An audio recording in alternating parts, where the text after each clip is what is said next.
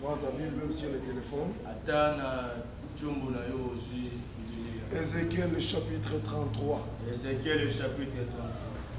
Le premier verset. La parole de l'Éternel me fit adresser en ces mots. Fils de l'homme, parle aux enfants de son peuple et dis-leur, lorsque je fais venir l'épée sur un pays et que le peuple du pays prend dans son sein un homme et l'établit comme sentinelle, si cet homme voit venir l'épée sur le pays, sonne de la trompette et avertit le peuple.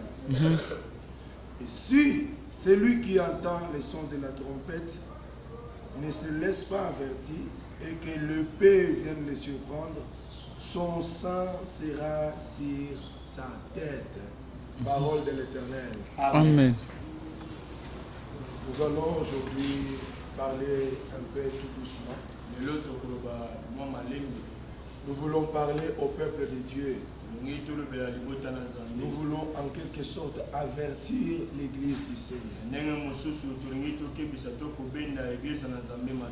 Quand Dieu établit quelqu'un comme serviteur, comme prophète, comme une sentinelle quelque part,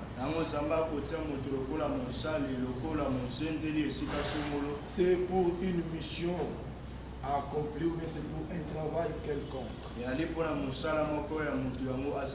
Naturellement, nous savons bien que les sentinelles actuelles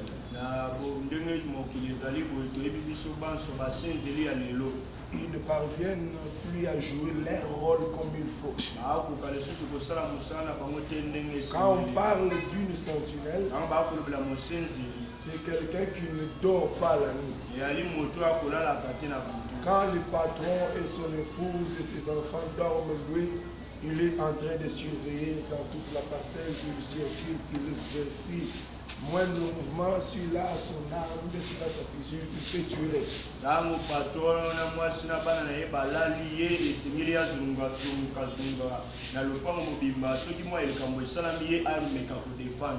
S'il y a aussi un grand danger imminent qui est de loin, qui se pointe à l'horizon, lui étant une sentinelle, il va réveiller les patrons, patron, il y a des choses qui vont parler bientôt. Cherchons un moyen à prendre notre précaution.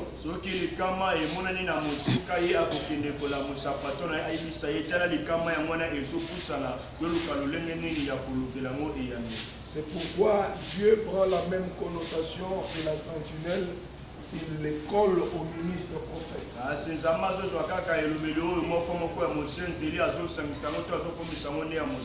Le ministre prophète, c'est une sentinelle que Dieu a placée sur la tour de la ville ou bien sur son peuple, et ces derniers a les yeux sur l'horizon de l'humanité. Il regarde, il voit ce qui se prépare, ce qui s'arrange pour avertir l'Église de Dieu.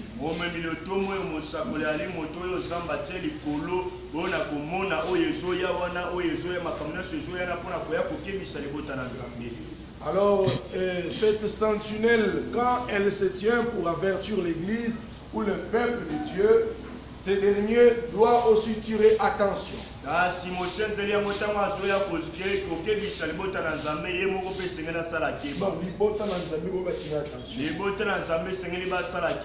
C'est ainsi, il est dit que quand il sonne la trompette,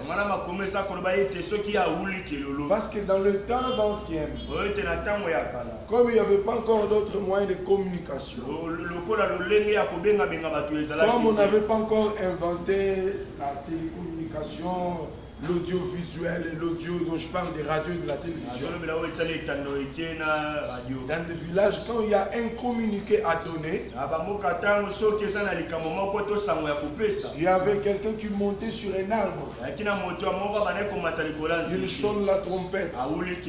Alléluia. Amen. Ou s'il y a une guerre qui s'annonce, qui se prépare, comme en Israël, il est écrit, il sonnait de la trompette. C'est pourquoi l'apôtre Paul dit que si la trompette est sonnée, qui donne un son confus, qui se préparera au combat.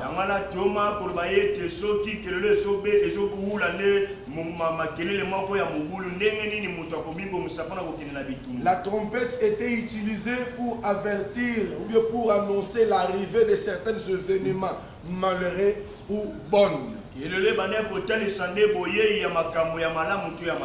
Alléluia. Amen. C'est ainsi Dieu a placé cette sentinelle au-dessus de son peuple et il lui a donné une trompette d'argent.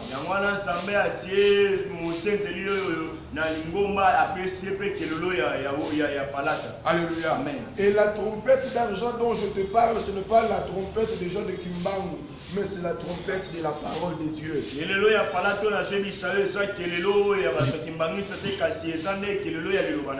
Somme chapitre 89 verset 16, il est écrit: Errez le peuple qui connaît le son de la trompette. Somme chapitre 89 verset 16. C'est-à-dire il y a un autre peuple qui ne connaît pas le son de la trompette. Le peuple qui connaît le son de la trompette, c'est un peuple qui se prépare au combat. C'est un peuple qui marche à la clarté et la lumière. C'est un peuple qui marche à la clarté de la face de l'Éternel. Parce que c'est un peuple qui connaît le son de la trompette. Ou encore, c'est un peuple qui connaît l'explication, l'interprétation de la véritable parole de Dieu.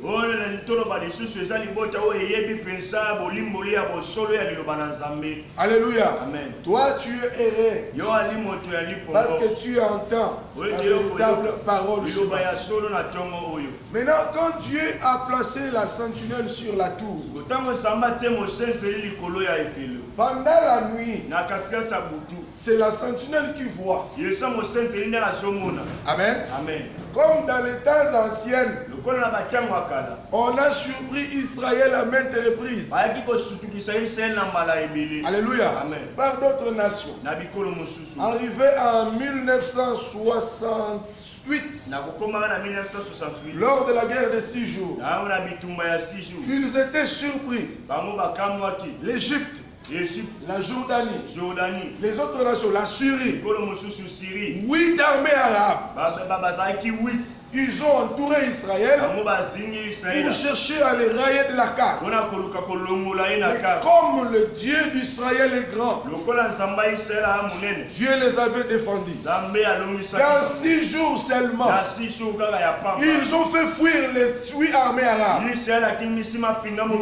les petits temples qui étaient sous la juridiction islamique, ils ont fui en laissant leurs chaussures. C'est dessus même le commentateur disait: les Arabes sont fuis et en laissant leurs chaussures.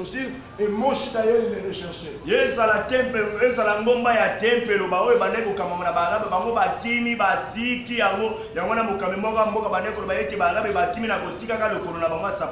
Arrivé en 1974, lors de la guerre de Kippour, ils étaient en gêne. Donc c'était en pleine Sheba. L'Égypte. Encore lui toujours qui commence. Avec la Syrie. Ils ont lancé des missiles. Et ils ont crié: c'est la guerre, c'est la guerre. Ils se sont levés. À l'époque c'était le général Ariel Sharon. Ils ont frappé. Ils sont ressortis victorieux. C'est ainsi jusqu'aujourd'hui en Israël. Il se faisait que dans les temps anciens, lorsqu'il y a les sabbats, même la télévision était éteinte, personne ne fait. Mais aujourd'hui, même la télé, les jours de sabbat, fonctionne. Quand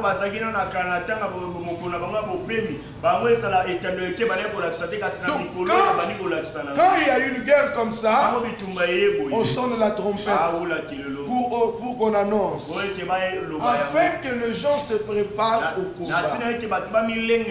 C'est pourquoi Ézéchiel dit: Fils de l'homme, Dieu t'a établi sur son peuple. Quand tu vois le mal venir, sonne la trompette. C'est lui qui entend les sons de la trompette.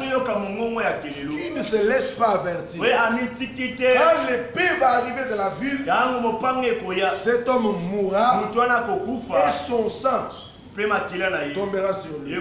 Mais si toi, le Fils de l'homme, tu as vu le mal, tu vois les désastres, tu vois ce qui se pointe à l'horizon, tu n'avertis pas tout ce peuple, et quand il se fait que tout ce peuple est frappé, sache que moi, l'Éternel, je te redemanderai leur sang.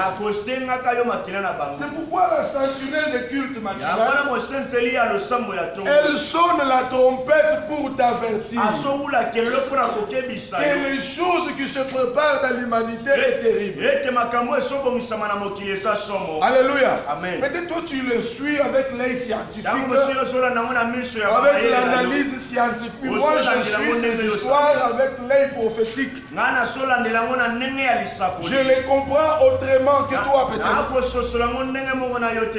Alors je dois t'avertir que bientôt il y a les désastres qui vont s'abattre sur la terre. Et quand tu entends le son de la trompette, prépare-toi au combat. Mais c'est quoi les combats? Nous la Bible pas. Genèse chapitre 17 verset 14. Alléluia. Nous allons comprendre quelque chose là. Amen, amen, amen. Alléluia. C'est Genèse 14, verset 17. Là, on nous parle de l'histoire d'Abraham qui rencontre le Melchisedec. L'Écriture dit, après qu'Abraham fut sorti vainqueur de plusieurs rois, le roi de Kedorlaomer, le roi qui faisait la... Abraham les a tous vaincus. C'est par là qu'il rencontre Melchisedec.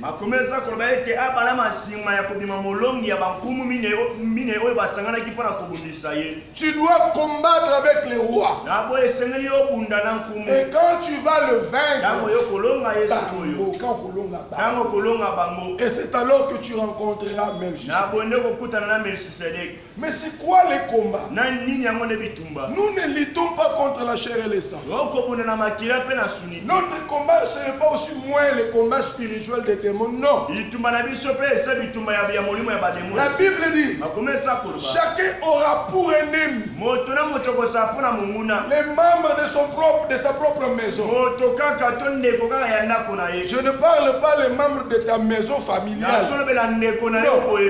Je parle les membres de ta maison que tu as là. Ton corps là, c'est une maison. Et ton premier ennemi, c'est toi-même. Tu dois combattre avec ton propre corps. Tu dois combattre avec ton corps et sortir victorieux. Et c'est après avoir combattu avec ton propre corps que tu rencontreras Melchisedec. C'est ça les combats. Je ne parle pas de combat que Moni oui, mais aujourd'hui je parle de la prophétie. Là on en parlera autre jour.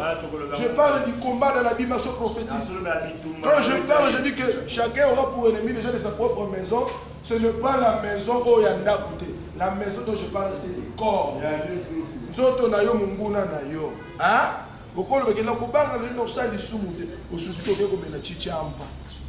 Donc ton corps, c'est ton propre ennemi. Tu dois combattre ton corps. Que tu aies la capacité de maîtriser ton corps. C'est ça les combats dont la Bible parle. Si tu combats ainsi, alors tu sortiras vainqueur. Alléluia. Amen. Nous sommes aussi en plein combat. Alléluia. Amen. Alléluia. Amen. Nous ne combattons pas pour la couronne correctible.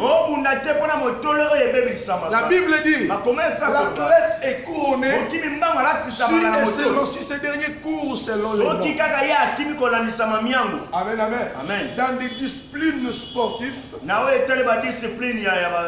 les disciplines sportives plutôt, il y a les normes et les règlements à respecter. Si tu ne respectes pas, tu es disqualifié. Même si tu étais dans la course, et que tu ne respectes pas, tu es disqualifié. Et même que la Bible, c'est une carrière qui nous est ouverte comme l'apôtre l'a dit. Courons en manière de remporter les prix. Vous chantez souvent, je serai couronné après les combats. Vous chantez et vous faites des fiers. Qui t'a dit que tu seras couronné d'ailleurs? Avant d'être couronné, tu dois courir selon les normes. Les gens nous chantent des histoires. Ils nous chantent des histoires. Je serai couronné. Je ne suis pas contre ça. Ne me comprenez pas mal. Parce que les gens comprennent mal trop. Je dis ce qui est réel. Je serai couronné. Je serai couronné après le combat. Oui, moi aussi je serai couronné. Mais comment est-ce que tu combats? Combats-tu dans les normes? Est-ce que tu combats toi vraiment? Est-ce que toi là? Est-ce que tu es dans les normes? Tout tu as la balance à parole. Tu seras couronné après le combat. Est-ce que tu combats selon les normes? N'est-ce pas que tu es dans l'impudicité? N'est-ce pas que tu es dans les... Alléluia. Si tu veux être couronné, cours selon les normes. Tu es chrétien, tu veux être couronné ce jour-là. Tu es chrétien, tu sers Dieu selon les normes. Aujourd'hui, les gens servent Dieu pour leur ventre. Les gens se font les coups du coude pour avoir des postes. Quelqu'un qui veut diriger même les toilettes, même les mabaya ici, même les douches. Quand tu vas entrer, tu vas signer chez lui. Je vais aller aux toilettes de l'église. Les gens assoiffés de pouvoir. Bien aimé, ça c'est l'église de Dieu. Ce n'est pas une république, ou bien ce n'est pas l'entreprise privée que quelqu'un. Ça c'est l'église de Dieu. C'est l'église de Dieu. Et ces gens pensent qu'ils seront couronnés. Non. Alléluia. Vous chantez, je serai oui. Cours selon les normes.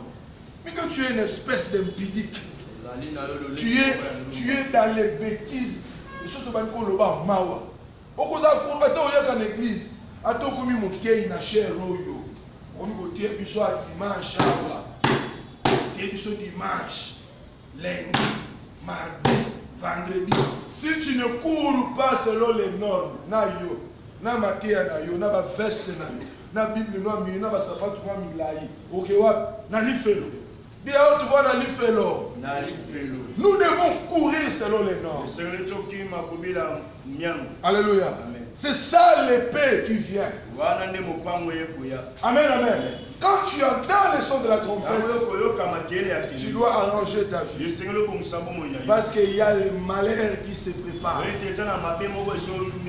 Alléluia. Alléluia. Nous sommes au soir de l'histoire de l'humanité. Le Fils de l'homme est à la porte. Il est en train de venir. Mais aujourd'hui dans l'église, tout est banalisé. Nous avons des chrétiens, soi-disant chrétiens païens.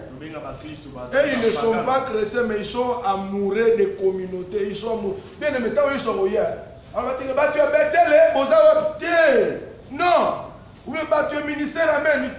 Christ, quand il vient, que tu sois à Bethel, que tu sois au ministère amen, que tu sois à l'armée de l'éternel, des victoires, chez Papa qui dit amen. Quand tu as l'Esprit de Dieu, immédiatement tu es enlevé. On n'est pas fanatique de la communauté, on est fanatique de la parole de Dieu. Un point, un trait. Parce que nous sommes tous abattus. Tous abattus à Jésus. Est-ce que nous avons aussi? Tous abattus à Moutou? Est-ce que nous avons abattus à Nga? Non, tous abattus à Jésus. Quand tu as l'Esprit de Christ en toi, c'est par là que tu seras enlevé. Il y a enlevé. Wapi batu ya Bethel bo matatu bati ya Bethel na ba polo ya Bethel dans bati. Non. Ce n'est pas ça. Ceux qui sont remplis de l'esprit, ce sont eux qui sont enlevés. Alléluia. Alléluia. Amen, amen. Alors tu dois comprendre ces choses.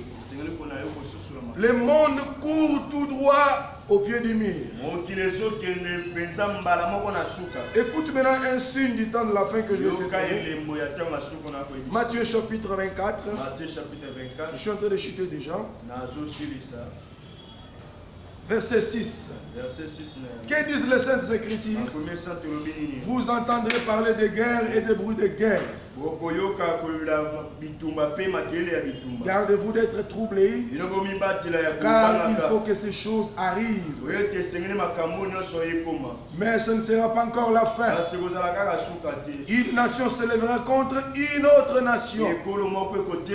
Un royaume contre un autre royaume. Il y aura en divers lieux de famine et de tremblements de terre. Tout cela ne sera que le commencement des douleurs. Qu'est-ce que nous n'avons pas appris ici? Alléluia. On apprend le bruit de guerre au Proche-Orient. Ici d'abord Jésus avait prophétisé sur l'invention de la télévision et de la radio. Il dit vous entendrez. Alléluia. Là c'est l'audition. Alléluia. C'est l'audio. Il dit quand vous verrez l'abomination. Là c'est l'audiovisuel. Donc ici il parle de la télévision et de la radio. Qu'est-ce que nous n'avons pas vu? Il y a des guerres par-ci par-là. Regarde les tensions au Proche-Orient. Alléluia. Le premier ministre canadien, qu'est-ce qu'il a dit? Il a dit que la justice soit faite. Par rapport à l'avion ukrainien qui était abattu par les Iraniens. Il y a eu 63 Canadiens là dans cet avion. Il dit que la justice soit faite. Les autres nations se lèvent. Donc c'est terrible. Alléluia. Amen, amen. L'Iran se lève. Les États-Unis se lèvent. Cela accomplit cette écriture. Une nation se lèvera contre une autre nation. Un royaume contre un autre royaume. Vous entendrez des tremblements de terre en divers lieux. Aujourd'hui en Australie, il y a les flammes de feu. Un pompier de 60 ans est mort avant-hier. Il est en train de pomper parce qu'il y a des flammes partout qui ravagent l'Australie. Donc c'est toujours comme ça.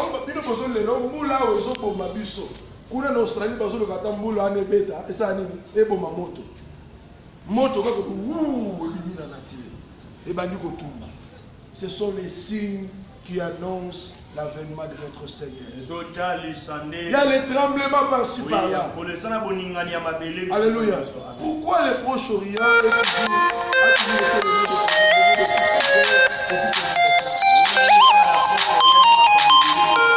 c'est parce que là, Dieu a des promesses. Alléluia. Tu dois comprendre ces choses. Que le temps ne joue plus à notre faveur.